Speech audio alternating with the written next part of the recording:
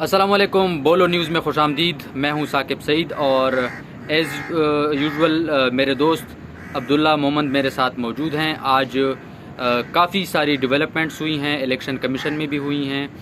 خیبر پختونخوا کے کچھ ڈاکومنٹس ہمارے پاس ہیں، بڑے اہم ڈاکومنٹس ہیں. 106 لوگ جو تھے وہ دبئی گئے ایک ایکسپو پہ. اور دوسرا معاملہ یہ ہے کہ یہاں پہ پارلیمنٹ ہاؤس میں کچھ کمیٹیز ہوئیں جن میں اہم باتیں جو ہیں وہ سامنے آئی ہیں. تو عبداللہ ویلکم، آپ کیسے ہیں؟ تھینک یو، میں بالکل ٹھیک ہوں. سنڈے گزر چکا ہے اور میں ایکسرسائز کر کے حشاش بشاش ہوں ہفتے کو. چلیں، بلکہ آپ کے ساتھ ہی گیا تھا پہاڑ پہ تاکہ ہم منڈے کے لیے فریش رہیں. تو نہیں بالکل، ہم باغم باغ ہوتا ہے. بالکل ہمارے سامنے مارگلا کا پہاڑ ہے، اس پہ ہم جاتے ہیں ویکینڈ پہ، تو بڑا مزہ آتا ہے. اور آپ کے دیکھنے والوں کو بھی میں کہتا ہوں کہ سوشل میڈیا سے کبھی کبھی فرار اختیار کر کے نا ایکسرسائز کرے، اپنی دنیا میں مگن رہے، تھوڑی چیزیں دیکھا کرے. کیونکہ ہم اسے صرف سیاست سمجھاتے ہیں نا، آلریڈی پاکستان میں لوگ سیاست سے فیڈ اپ ہے. تو ایکسرسائز بھی کریں اور اپنی زندگی کو بھی انجوائے کرے. اور سب سے پہلا حق آپ کی زندگی کا ہے، آپ کی صحت کا آپ پہ حق ہے.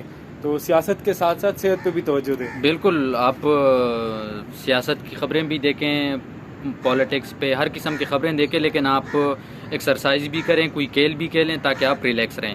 تو اپنے موضوعات پہ آتے ہیں. عبداللہ، آج آپ کے پاس کوئی اہم ڈاکومنٹس ہیں اور خیبر پختونخوا کے 106 لوگ جو تھے وہ ایک ایکسپو جو دبئی میں ہوا وہاں پہ گئے. اس کی تفصیلات ہمارے جو ناظرین ہیں ان کے ساتھ شیئر کریں.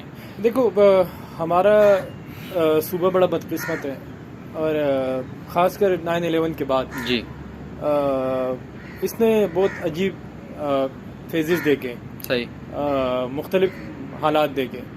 مطلب جب 9/11 ہوا تو اس کے بعد نا مولانا صاحب کی حکومت آ گئی.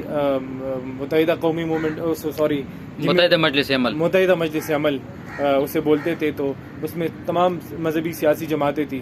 وہ آئے، انہوں نے نا ساری جو صوبے کے وسائل تھے باوجود اس کے کہ تعلیم پہ دیتے، ترقی پہ دیتے، ٹھیک ہے، انہوں نے کبھی نشترحال بند کیا، کبھی سائن بورڈ پہ پابندی لگا دی، اس پہ وسائل خرچ کیے کہ یار یہاں پہ نا ہم ایک نظام لانا چاہتے ہیں اور یہاں پہ فحاشی ہے. اور نشترحال میں نا کلچر پروگرام ہوتے ہیں جس سے فحاشی پروموٹ ہوتی ہے. صحیح، اور ہمارے ویلیوز.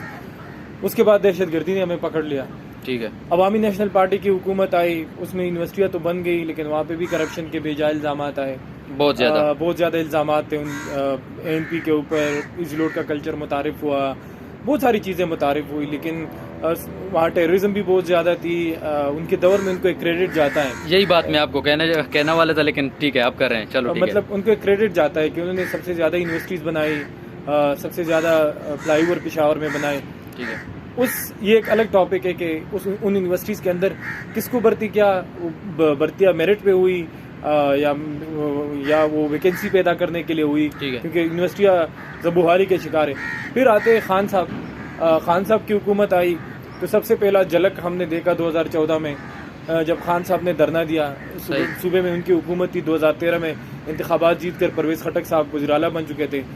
تو وہ سارے جو وسائل تھے ہمارے صوبے کے استعمال ہوتے رہے.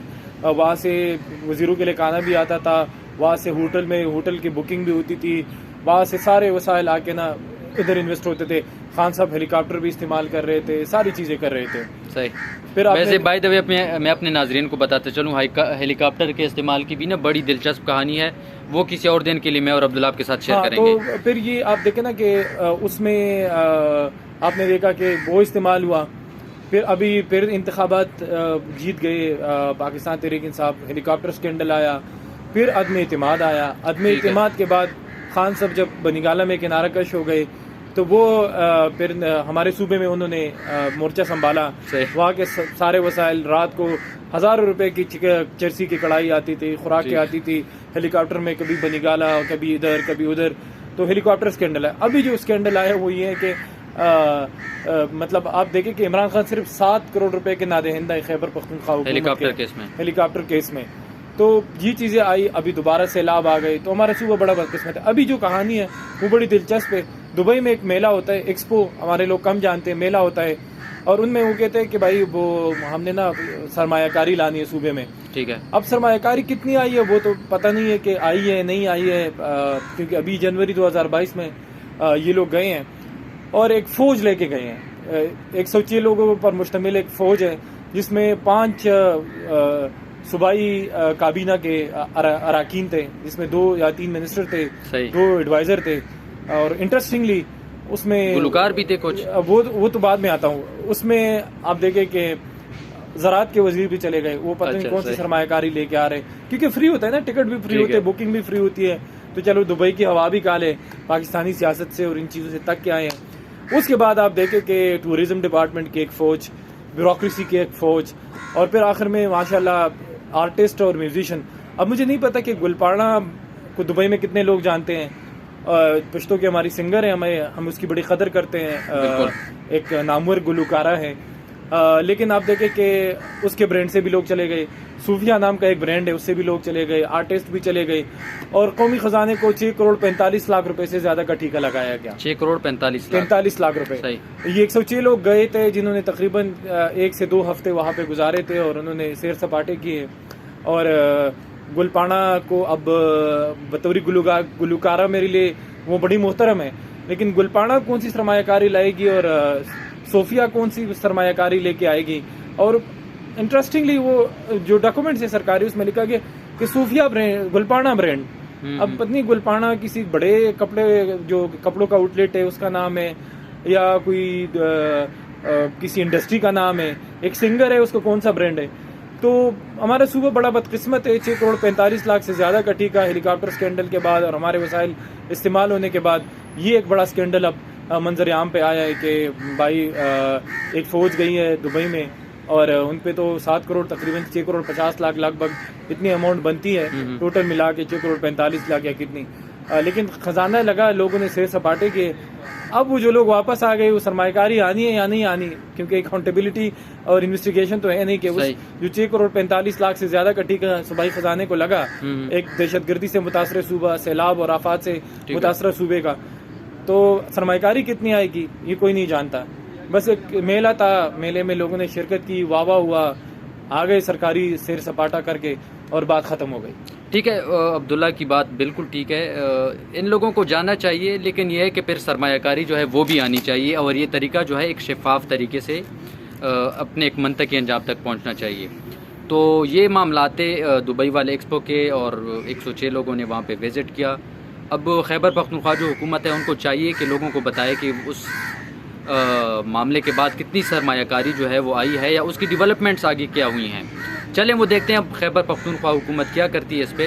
لیکن آج کمیٹیز بھی یہاں پہ ہوئیں، ہیومن رائٹس کی کمیٹی تھی، تو اس حوالے سے کچھ MQM کے جو کارکنان ہیں ان کو لاپتہ کہیں یا کیا جبری گمشدہ کہیں، ان کو جبری لاپتہ. تو وہ معاملات بھی زیر بحث آئے. عبداللہ بھی تھے کمیٹی میں. عبداللہ وہ تھوڑا سا شیئر کیجئے، ہمارے پاس ٹائم کو بھی تھوڑا دیکھیے. اور یہ چیزیں ہیں، میں کچھ سیکنڈز میں ریپ اپ کرتا ہوں. ملک کے حالات بھی، شہباز شریف صاحب، کوئین الزبتھ وہ جو مر گئی ہے ملکہ صاحبہ جو ہماری دادی ہے، کیونکہ ہم کلونیل ہیں نا، ان کے زیر سایہ رہے ہیں پاکستان میں، ایک شیئرڈ ہسٹری تھی ہماری، ہم پہ انہوں نے حکمرانی کی. تو وہاں ہے ان کی نواز شریف صاحب سے ملاقات بھی ہوئی ہے. کل آرمی چیف کے حوالے سے بھی خبریں آ رہی تھی. ادھر ملک میں مہنگائی کی جو تناسب ہے، ہم عمران خان پہ بڑی تنقید کرتے تھے، جی بالکل، اور یہ کہتے تھے کہ یار ہم لے کے آئیں گے تو یہ ہوگا وہ ہوگا. اب دیکھیں پٹرول جو ہے وہ 237 روپے پہ پہنچ چکا ہے، حالانکہ اس کے کئی گنا زیادہ مہنگائی ہو گئی ہے. ہاں، ڈالر بہت تیزی سے جا رہا ہے. اور مرزا اسماعیل صاحب کہہ رہے ہیں کہ بھائی اب 8 پیسے کی کمی کرنی ہے. بھائی 8 پیسے سے ہم کیا کریں گے؟ 8 پیسے مطلب اگر ایک بندہ عام صارفین کو یہ فائدہ نہیں پہنچتا. ایک بندہ 12 لیٹر پیٹرول ڈالے گا تو اس کو 1 روپے بچے گا. اس پہ بڑی مذہب خیز ہے اس قوم کے ساتھ.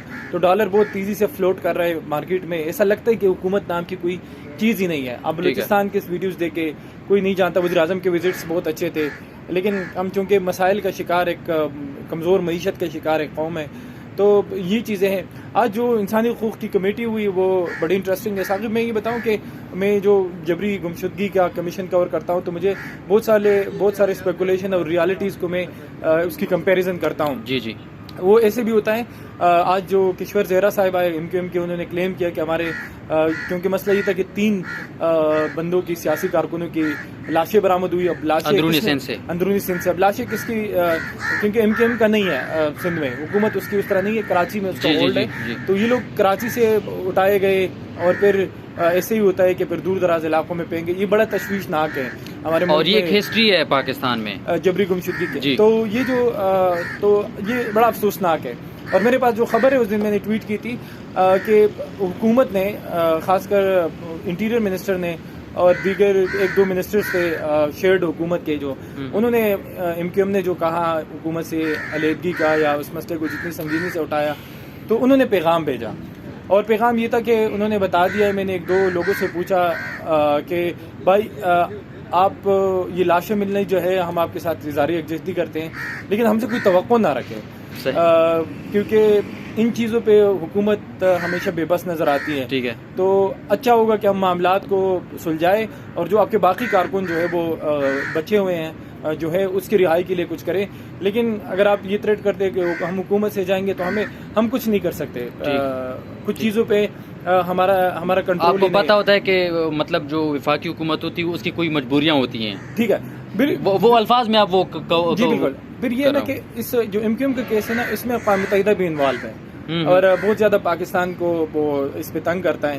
ایسے بھی ہوتا ہے کہ اقوام متحدہ کے جو اعداد و شمار ہے پاکستان کے حوالے سے, خاص کر MQM کے حوالے سے, اس میں تھوڑا سا مسئلہ ہے. MQM کے کارکن لاپتہ ہے, لیکن جو نمبر ہے نا میں اسے اتفاق نہیں کرتا. اس میں ایسے بھی ہوا ہے کہ کچھ کارکنوں نے اسائلم لیا ہے, مطلب پاکستان سے بیرونی ملک گئے ہیں اور اپنی سیکیورٹی خدشات کی وجہ سے نا وہ خاموش ہے. تو وہ نمبر بھی اس میں انکلوڈ ہے. MQM نے پھر یہ نہیں کہا کہ یہ چیز ہے. دوسری چیز یہ کہ جب اقوام متحدہ کو پاکستان میں یہ کہ MQM والے جبری گمشدگی کے جو کمیشن ہے اس میں زیادہ تر رپورٹس جمع نہیں کرتے, تو MQM والے یہ میرے پاس دستاویزی ثبوت ہے. اور پھر نا وہ اقوام متحدہ سے کرتے ہیں, اقوام متحدہ میں وہ نمبر وہ کیسز ڈالتے کہ اقوام متحدہ کا ہی ہے. تو ایسے بھی ہوتا ہے کہ رینجرز نے کسی بندے کو اٹھایا اور 1 ہفتے ان کے پاس رہا, انہوں نے اقوام متحدہ کو کیس بھیجا اور پھر نا وہ ان کو رہا کر دیا گیا. تو پھر MQM نے اقوام متحدہ کو جو ہے وہ نہیں بتایا کہ بھائی ہمارے کارکن واپس آ گئے.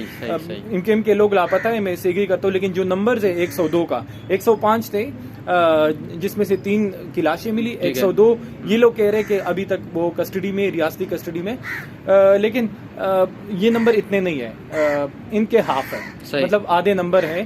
اور اگر دوسرے کچھ ہیں میرے پاس ان کیسز کے بھی تھوڑے بہت اعداد شمار ہیں, ان پہ باقاعدہ پرچے ہیں اور وہ جیلوں میں ہیں, لیکن لاپتہ ہے لوگ, 50 کے لگ بھگ لوگ ان کے لاپتہ ہے.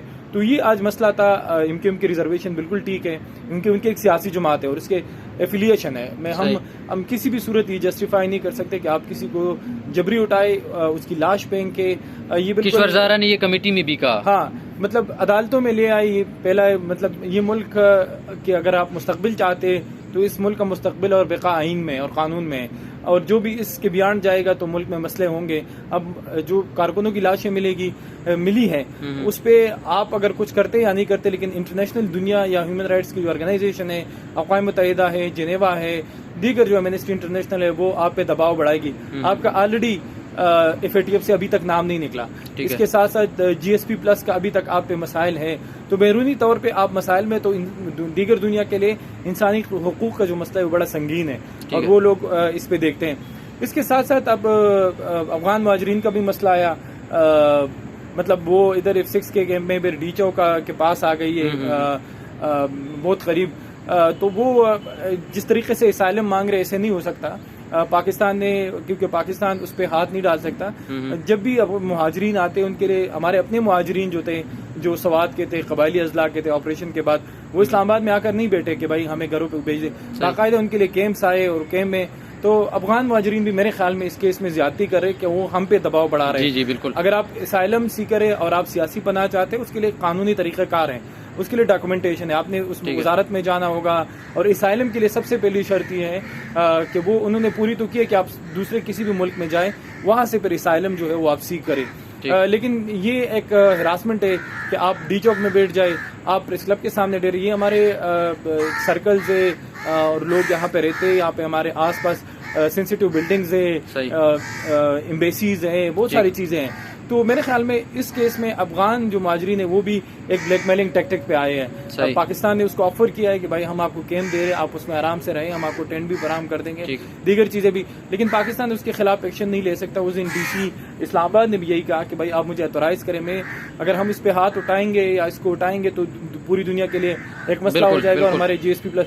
تو یہ آج یہ مسئلہ بھی جو ہے وہ سامنے آیا ہے. فرت اللہ بابر نے اس پہ جو ہے وہ کمنٹ کر دیے دیگر چیز. اور اس کے ساتھ ساتھ جو پاکستان کا بڑا سنگین مسئلہ ہے وہ مذہب کی جبری تبدیلی ہے, جس پہ پوری دنیا نے ہم پہ توجہ مرکوز کی. اور آج فرت اللہ بابر نے بڑے آرگومنٹیٹیو آرگومنٹس اٹھائے کہ ایک خاتون جب مسلمان ہوتی ہے, مطلب مذہب اگر کوئی مسلمان ہوتی ہے اپنی مرضی سے, ویلکمنگ ہے, ان کو اختیار ہے کہ وہ مذہب اختیار کرے, ویلکمنگ ہے, وہ چاہتی ہے, لیکن جبر نہیں ہے. جس طرح قرآن میں ہے لا اکراہ فی الدین لکم دینکم ولی دین, تو دین کے اندر نا جبر نہیں ہے.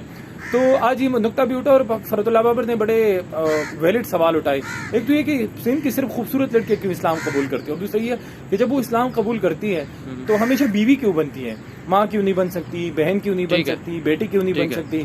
تو یہ ایک چیز ہے. اور لیکن آج جو اقلیتی ممبر تھے وہ جیوا صاحب, عامر جیوا صاحب, انہوں نے کہا کہ بھائی ہمیں اعداد و شمار بتا دے کہ کتنے لوگ جو ہے وہ جبری طور پہ مطلب کنورٹڈ ہے. ابھی تک وہ رپورٹ نہیں آئی. لیکن میں آپ کو بتاتا چلوں کہ سندھ میں جو اس وقت ہول ہے وہ 2 لوگوں کے ہیں, ایک میاں مٹو ہیں اور ایک پیر ایوب جان سرندی ہے. میں جب سندھ گیا تھا ان سٹوریز پہ کام کرنے کے لیے 2018 میں, تو ایسا لگتا ہے نا کہ میاں مٹو وہاں پہ پیپلز پارٹی کی حکومت نہیں ہے, وہاں پہ اسٹیٹ مشنری نہیں ہے. بالکل یہاں کے بادشاہ جو ہے نا وہ پیر ایوب جان سرندی اور میاں مٹو ہیں. وہ ریاست مطلب آپ کو لگتا ہے کہ ریاست سے زیادہ طاقتور لوگ ہیں, اور ایسا نہیں ہے. اس کو بہت سارے عناصر کی پشپنائی حاصل ہے. تو یہ کسی کو جبری مذہب تبدیل کرنے یا اسلام قبول کرنے پہ نہ صرف یہ اسلام کے لاز, قوانین اور اسلام کی جو اصل روح ہے اور شریعہ کی جو اصل روح ہے اور سنہ کی جو اصل روح ہے اس کی خلاف ورزی ہے, بلکہ اس کے ساتھ ساتھ یہ آئینی پاکستان کی بھی خلاف ورزی ہے, اور یہ ہمارے لیے بدنامی کا باعث ہے. کوئی بھی اسلام قبول کرنا چاہتا ہے اپنی مرضی سے, موسٹ ویلکمنگ, لیکن اب جب آپ جبر سے کسی کو مجبور کرتے ہیں تو اس سے نہ صرف ملک کی بدنامی ہوتی ہے بلکہ اسلام پہ بھی انگلیاں اٹھتی ہے پوری بیرونی دنیا میں. پھر لوگ نے اسلام کو ٹارگٹ کرتے ہیں.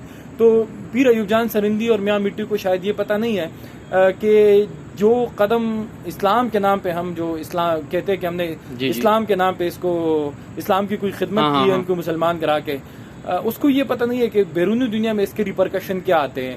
بیرونی دنیا پہ اسلام کے حوالے سے کتنی غلیظ اور کتنی نائش شائستہ کس قسم کا امپیکٹ پڑتا ہے. ڈائریکٹلی نا وہ ہٹ کرتے اسلام کو کہ بھائی اسلام کی وجہ سے ہی ہو رہا ہے, حالانکہ وہ اسلام سے اس کا اسلام ایک امن اور سلامتی کا دین ہے, اس سے اس کو کوئی فرق نہیں. لیکن میاں مٹو اور یہ لوگ جو ہے نا یہ اس مسئلے کو اٹھاتے ہیں.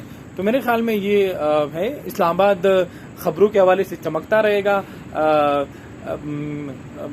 حلقہ بندیاں بھی ہو رہی ہے, اور الیکشن کمیشن میں دیگر بھی معاملات ہیں, الیکشن کمیشن میں بھی ہے. اس کے ساتھ ساتھ نومبر بھی قریب آ رہے ہیں, موسم بھی اچھا ہوگا لیکن سیاسی موسم گرم ہوگا, قیاس سرائیاں ہوگی. کوئی کہے گا پلانے نے آرمی چیف لگنا ہے, پلانے نے آرمی چیف لگنا ہے, لیکن جو قسمت والا ہے وہ لگے گا, یا کوئی ایکسٹینشن بھی مل سکتی ہے. لیکن آپ میں ختم کرنے سے پہلے پاکستان کے لوگ پی ٹی آئی والے بھی انٹرسٹڈ ہیں اور غیر پی ٹی آئی والے بھی انٹرسٹڈ ہیں, کیونکہ پی ٹی آئی والے سمجھتے ہیں کہ دیگر لوگ جو ہے وہ سیاسی کارکن نہیں ہے, وہ چور ہے, پٹواری ہے اور کرپٹ ہے اور 2 نمبر ہے اور یہ وہ ہے. تو آپ تو شاخانہ پہ تھوڑا بتا دیں, اچھا پھر ہم ریپ اپ کرتے ہیں. یہ آرمی چیف والے معاملے پہ میں اور عبداللہ ایک دن الگ سے اس پہ ڈسکشن کریں گے, لیکن آج چونکہ الیکشن کمیشن میں 2 اہم سماعتیں ہوئیں, ایک تھا توشہ خانہ کے حوالے سے اور دوسرا تھا ممنوع فنڈنگ کے حوالے سے. توشہ خانہ کیس میں دونوں فریقین نے دلائل دیے اور الیکشن کمیشن میں یہ فیصلہ محفوظ ہو گیا, لیکن تاہم جو پی ٹی آئی کے جو وکیل تھے علی ظفر, ان کا کہنا تھا کہ اسپیکر کا بھی اختیار نہیں ہے اور الیکشن کمیشن کا بھی اختیار نہیں ہے کہ کسی کو صادق اور امین قرار دے, اور یہ جو کیس ہے الیکشن کمیشن کوئی عدالت نہیں ہے اور یہ کیس کوئی عدالت ہی سن سکتی ہے اور الیکشن کمیشن کا یہ دائرہ اختیار نہیں ہے. دوسرے کیس میں اور یہ فیصلہ جو ہے وہ محفوظ ہو گیا, وہ کسی بھی ٹائم جو ہے وہ سنایا جا سکتا ہے. اور دوسری طرف جو ممنوع فنڈنگ کا معاملہ ہے اس میں پی ٹی آئی نے ایز یوزول آج پھر مہلت مانگ لی. پہلے کہا کہ ہمیں 4 ہفتے چاہیے. شاخاور صاحب تھے پاکستان تحریک انصاف کے وکیل, جب الیکشن کمیشن نے کہا کہ آپ تو پہلے بھی اس قسم کے ہفتوں پر محیط جو مہلتیں ہیں وہ مانگتے رہے ہیں, تو پھر انہوں نے کہا کہ آپ ہمیں 4 ہفتے کا وقت دے دیں اور ہم مزید جو تفصیلات ہیں وہ آپ کو دے دیں گے. عبوری جو چیز جواب جو تھا وہ تو انہوں نے جمع کر دیا, لیکن مکمل جواب کے لیے ان کا کہنا تھا کہ ہمیں مزید ٹائم درکار ہوگا. سٹارٹ میں انہوں نے 4 ہفتے مانگے. جب الیکشن کمیشن نے کہا چلے ہم آپ کو 4 ہفتے کی مہلت دے دیتے ہیں لیکن یہ 4 ہفتے ہی ہونے چاہیے. پھر شاخاور صاحب ہنسے اور ان کا کہنا تھا کہ نہیں سر آپ ہمیں 6 ہفتوں کا ٹائم دے دیں. بالآخر الیکشن کمیشن نے ان کو 6 ہفتے کا ٹائم دے دیا ہے اور اب ہم 6 ہفتے کا مزید ویٹ کریں گے, کیونکہ اس کے بعد جو پاکستان تحریک انصاف ہے وہ دوبارہ اپنا جواب جو ہے جو شوکاز نوٹس دیا گیا تھا الیکشن کمیشن کی جانب سے کہ آپ جواب جمع کرائیں ممنوع فنڈنگ کے حوالے سے, تو اب 6 ہفتے مزید ہمیں انتظار کرنا پڑے گا. فی الحال آج کے لیے یہ خبریں ہمارے پاس تھی. میں اور عبداللہ کے پاس خبریں اور بھی ہیں لیکن آج وقت تھوڑا کم ہے, 20 منٹ ہو گئے ہیں. ادھر مغرب کی اذان بھی شروع ہو رہی ہے پارلیمنٹ لاجز سے, مجھے پارلیمنٹ ہاؤس سے مجھے اور عبداللہ محمد کو اجازت دیجیے. لیکن یہ بات یاد رکھیے کہ ہمارے چینل کو سبسکرائب کیجیے کہ ہم آپ کو بہترین اور بلا کسی کی سائڈ لیتے ہوئے, سیاسی سائڈ ہم کسی کی بھی نہیں لیتے اور بہترین تجزیہ آپ کے سامنے پیش کرتے ہیں. اور خبروں پہ ہم اپنی طرف سے کوئی تجزیہ پیش نہیں کرتے بلکہ خبروں کی اس پہ جو ہمارے پاس خبریں ہوتی ہیں, جو انفارمیشن ہوتی ہے اس کے تحت ہم تبصرہ کرتے ہیں. تو اجازت دیجیے, اللہ حافظ. Thank you so much.